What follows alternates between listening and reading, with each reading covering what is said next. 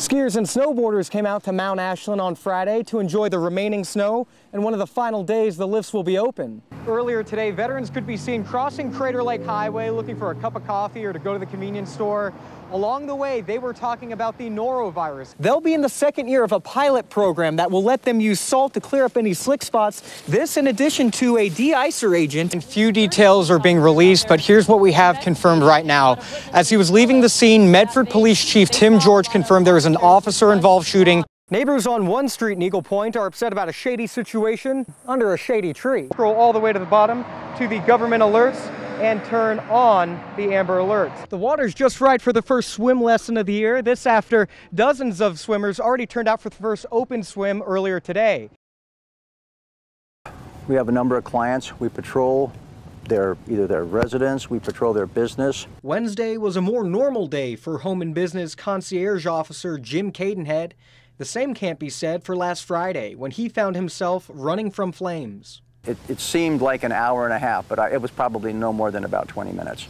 It all started Friday afternoon when Cadenhead was on patrol at a home high above Grants Pass. He got a call from his officer asking for the family's contact information to make sure they were safe. It was at that time he found out there was a fire growing below him. He waited a few minutes while people below explained his best escape route. Then I got a call back saying, no, the road's no good. The road's no good. You're not going to be able to get out that way. Don't risk it. That's when he took off. I left the car. I grabbed the stuff that I had, shot right down through here. The terrain proved to be rough and challenging, but Cadenhead says the adrenaline kept him moving. Once I turned and started to go down that, it's a whole different ball game. It's torn up. There's trees that have been cut that are hidden in the grass. He was heading due east down the hill when he decided to shift south to get to safety as quickly as possible. I figured that's my best bet. My best bet's to get down below this thing as quickly as I can and get out of here.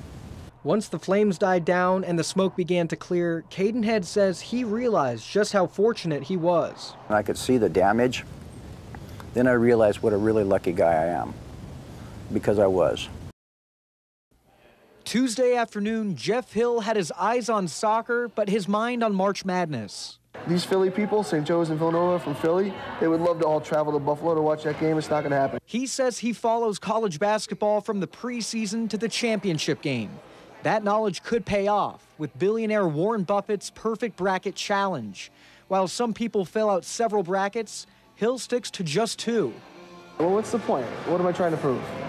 I want to get it right, but I don't have to do it 15 times.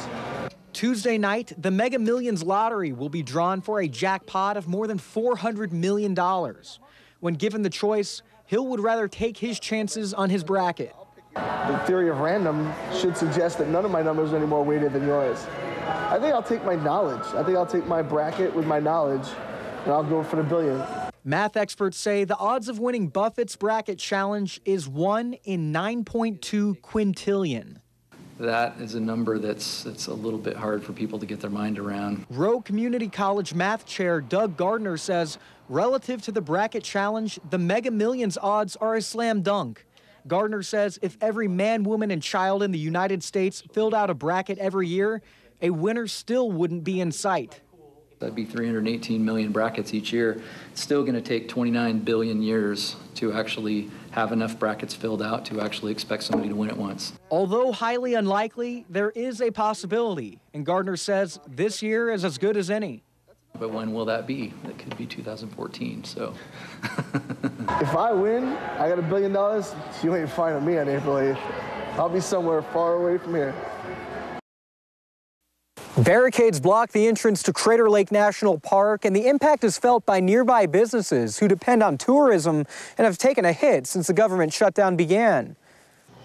Well, this is the 1st of October, and the 2nd. Linda Chapman flips through the reservation book for the month of October at the Union Creek Resort and says there's not a whole lot to see. I didn't have any check-ins at all on Wednesday. These people were already here. Located less than 20 miles from Crater Lake's entrance, there are significantly fewer people stopping by and almost no new reservations. Typically, the resort aims for at least 50 guests a night during October. Thursday night, just 4 people rested up at the historic resort, while others are calling trying to reschedule or cancel altogether. That's why they came here, was to go to Crater Lake. And so they don't want to come because they can't get into the lake. The ripple effect of the shutdown continues across the street at Becky's Cafe. We had quite a few people cancel reservations across the street, so that impacts us over here. Fewer visitors and fewer guests staying the night mean fewer tips for the staff. Ginny Hanscom has been working at Becky's for 9 years and says she's noticed a difference, but people are still coming in and those famous pies are still selling. We're still a little busy. I think we could be busier if Crater Lake was open. The weather's nice. People just aren't coming up. For businesses around Crater Lake, rooms and appetites won't be filled until the barricades are lifted. The owner of Becky's restaurant says although fewer visitors are stopping by, it's the business of loyal regulars that's keeping the doors open. Near Crater Lake, Rob Scott, Newswatch 12.